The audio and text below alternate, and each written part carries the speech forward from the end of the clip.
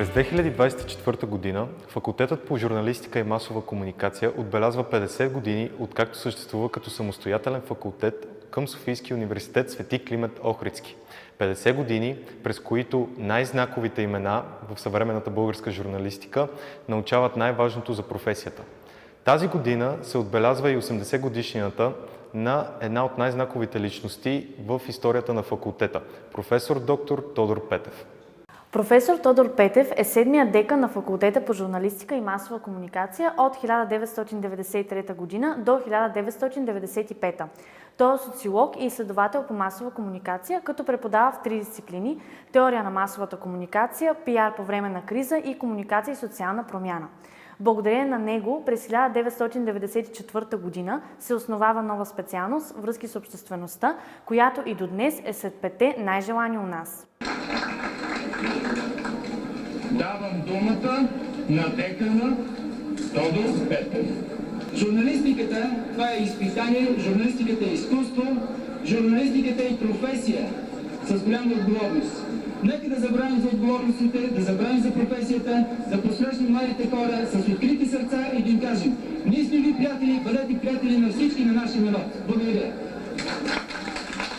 Катедрата започва да подготвя студенти в сферата на рекламата, както и да сформира пиар общност в България. Нейн ръководител е именно професор Тодор Петев, който през 1996 г. става съосновател на Българското дружество по връзки с обществеността в България. Във всяка история има едно начало. И това начало като че ли задава и бъдещето, проекцията на бъдещето на развитието на една професия. Позитивното съчетание на 4 публични ценностни доминанти, като социална солидарност, социално съгласие, социална толерантност и прозрачно легитимно управление, искам да вярвам, че поражда нови ефективни форми на колективна свобода в Обединена Европа. Мултикултурна Европа, в която социалната справедливост ще е резултат на ефективност, но ще бъде и обществен трамплин за постижения. Професор Тодор Петев си отива през 2015 година. Паметта му е почетена от приятели, колеги, студенти, както и от някои от водещите медии у нас. Той беше учител на поколения журналисти и специалисти по връзки с обществеността и оставя след себе си забележителни постижения в науката. Бившият министър на образованието професор Тодор Танев и професор Минка Златева с огромно уважение си спомнят за него. Когато говорим за приноса на професор Тодор Петев, аз бих го потърсила в 3 посоки.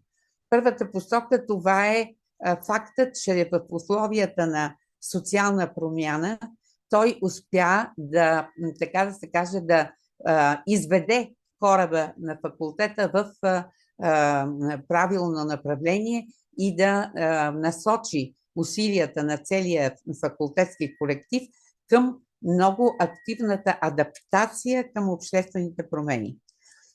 По отношение на науката и приноса на професор Петев в сферата на комуникацията и на връзките с обществеността, бих посочила неговите 3 книги.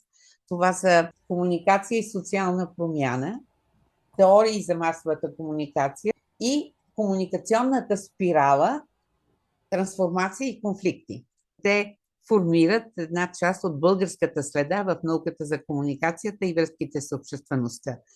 И на 3-то място, изключително важен принос има Тодор Петев във възпитанието на нашите студенти като личност. Той идваше в факултета даже в количка, за да провежда своите лекции и по този начин се превърна в пример за воля, за себеотрицание, за отговорност към това, към делото, което е поел, и смятам, че тази негова личностна победа над големия проблем, който той имаше, ще остане също в съзнанието на нашите студенти като един урок за преданост към науката и студентите. Този човек беше слънце, с това, че самия той се държеше слънчево, толкова, колкото не съм виждал никога за своите 32 години от моя университетски живот. Направи за журналистическия факултет повече, отколкото много други. Този човек остана до край верен на университета. Остана верен на науката, неговите книги остават. Много разнопосочен човек беше, с много ентусиазъм, с много идеи, много вдъхновяващ, на моменти много експлозивен, с енергия. Така че разнолик, но винаги с обич и подкрепа, както към семейство, така и когато съм го виждал с студенти, и към студентите винаги се отнася с голямо доверие и с голяма грижа и с вяра в тях.